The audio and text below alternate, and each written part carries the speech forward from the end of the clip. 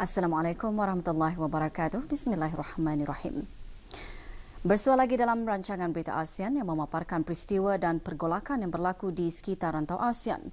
Berita ASEAN malam ini kita mulakan dengan persetujuan Malaysia dan Belanda untuk membawa mereka yang bertanggungjawab menembak jatuh pesawat penerbangan Malaysia MH17 ke muka pengadilan.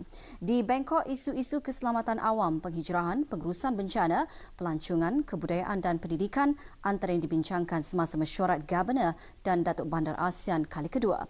Dan di Singapura, Watson, sejenis komputer super akan digunakan bagi membantu meningkatkan e-perkhidmatan. Kita bersama Dayanku Mazdinawati, Pengiran Haji Merali untuk mengikuti laporannya.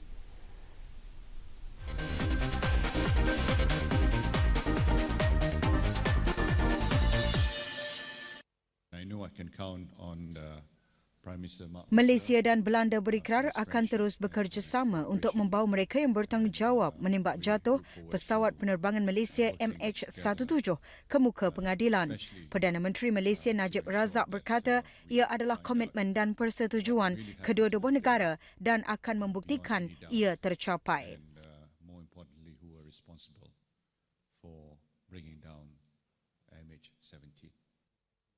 Najib Razak menjelaskan perkara tersebut dalam ucapannya pada sesi khas dengan pasukan Malaysia yang terlibat dalam operasi MH17 di Putrajaya. Juga hadir Perdana Menteri Belanda Mark Rutte yang dalam rangka lawatan rasmi ke Kuala Lumpur. Najib Razak juga mengucapkan terima kasih kepada Perdana Menteri Belanda dan kerajaan atas sokongan dan peranan mereka dalam memastikan para mangsa MH17 dibawa pulang ke pangkuan keluarga.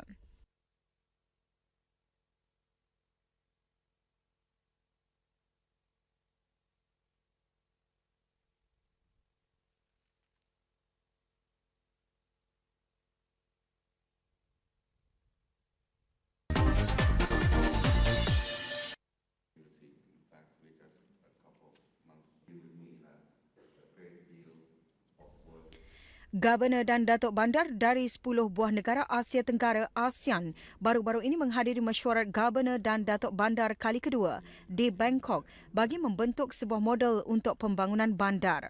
Agenda mesyuarat 2 hari itu termasuk isu-isu keselamatan awam, penghijrahan, pengurusan bencana, pelancongan, kebudayaan dan pendidikan. Governor Bangkok Sukhumpat Paribatra yang mempengerusikan mesyuarat berkata ketua-ketua pentadbir bandar berkongsi pengalaman dan kejayaan mereka serta bertukar-tukar pandangan mengenai projek-projek pembangunan bagi membina model yang sama. Mesyuarat bertemakan satu visi, satu identiti, satu komuniti juga dihadiri oleh Timbalan Setiausaha Agung ASEAN Dr. Mokhtar. Di akhir mesyuarat, satu deklarasi telah dimeterai yang menegaskan komitmen negara anggota ASEAN dalam melaksanakan dasar-dasar yang memberi manfaat penduduk ASEAN.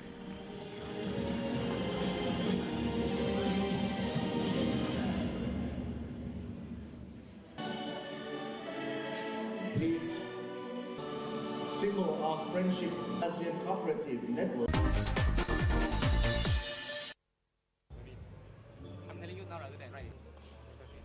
Watson, komputer ciptaan manusia dalam permainan Jeopardy pada tahun 2011, kini menjadi berita utama lagi.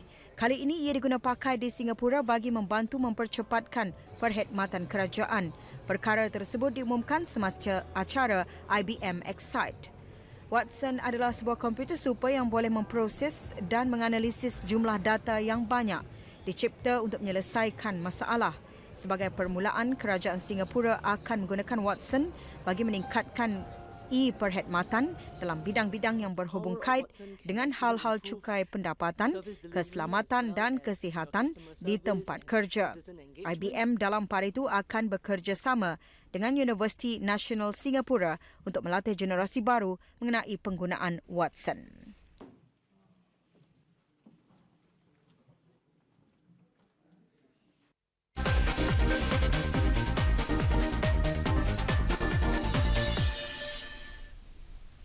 Berita ASEAN malam ini juga mengongsikan bahan berita menarik yang lain.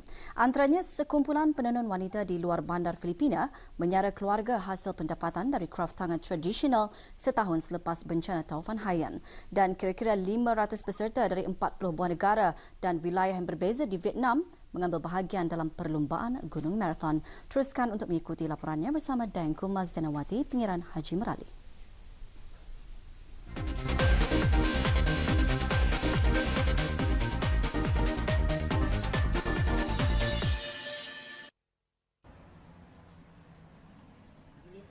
Sekumpulan penenun wanita di luar bandar Filipina menyara keluarga hasil pendapatan dari kraftangan tradisional setahun selepas bencana Taufan Haiyan yang meragut hampir 8,000 jiwa.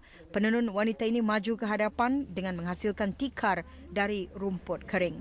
Berasal dari Kota Basay di wilayah Samar, mereka menggunakan sebuah gua berdekatan sebagai tempat bekerja disebabkan suhunya yang sejuk dan dapat memelihara rumput-rumput liar. Kumpulan wanita ini meneruskan tradisi tikar tenunan daripada tikok atau rumput buluh liar dicelup menggunakan warna-warna cerah yang menjana sumber pendapatan sehingga $17 sehari. Kira-kira 6 juta penduduk kehilangan pekerjaan selepas bencana Haiyan melanda wilayah Samar. Pertubuhan Buruh Antarabangsa ILO menyifatkan separuh daripada mereka sudah pun berada pada atau dekat garis kemiskinan sebelum bencana Taufan Haiyan. Berdasarkan data terkini dari kerajaan, hanya 14% dari 1.5 juta keluarga yang kehilangan tempat tinggal akibat Taufan Haiyan telah menerima bantuan untuk membina semula kehidupan. Kerajaan memerlukan $3.8 bilion untuk membina semula wilayah Samar yang musnah akibat Taufan Haiyan.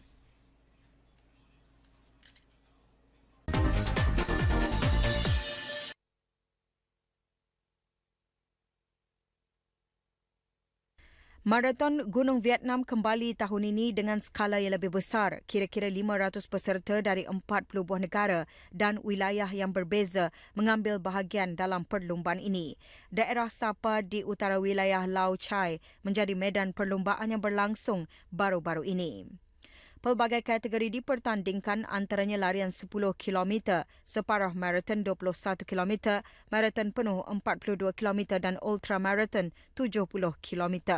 Dengan merintasi permukaan air laut, jambatan buluh dan melalui gunung-gunung kecil di kawasan perkampungan, keadaan cuaca juga merupakan satu cabaran yang perlu dihadapi.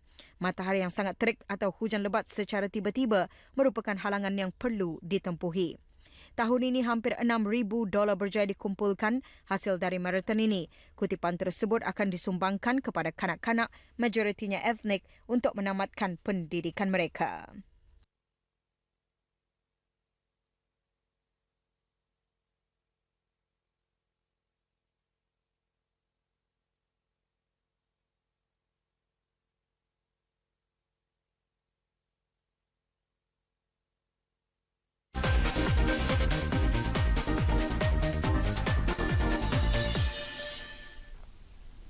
Auda ASEAN sentiasa berada di hadapan dalam kepelbagaian hala dan telah lama menyedari kepentingan kerjasama pertahanan dalam menangani cabaran-cabaran keselamatan yang dihadapinya.